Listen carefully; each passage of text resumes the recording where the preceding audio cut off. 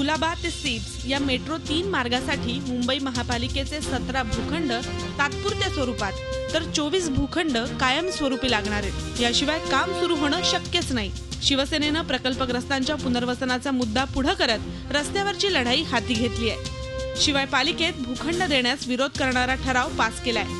अखेर मुख्यमंत्र्यांनी आपल्या अधिकारांचा वापर करून हे भूखंड त्वरित हस्तांतरित करण्याचे आदेश पालिका आयुक्तांना दिलेत। यामुळे शिवसेनेला जबरदस्त काटशह मिळाला असला तरी पुनर्वसनाचा ठोस आराखडा सादर होईपर्यंत विरोध कायम ठेवण्याची शिवसेनेची भूमिका आहे।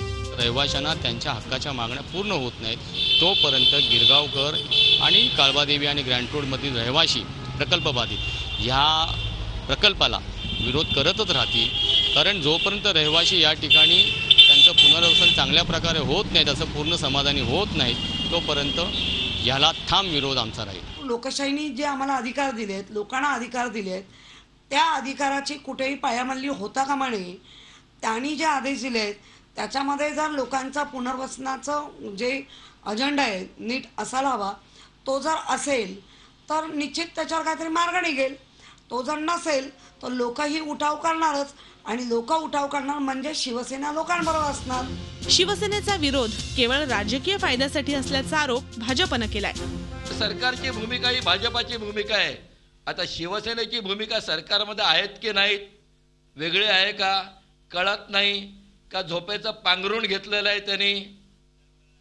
आणि एखाद्या झोपलेल्या माणसाला आपण जागा करू शकतो।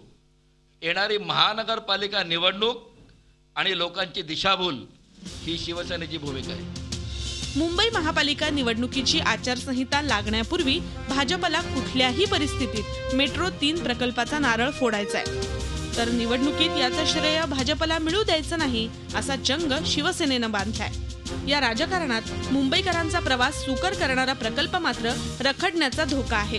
कपिल राऊतसह Krishnat Patil, bureau report, Zee media, Mumbai.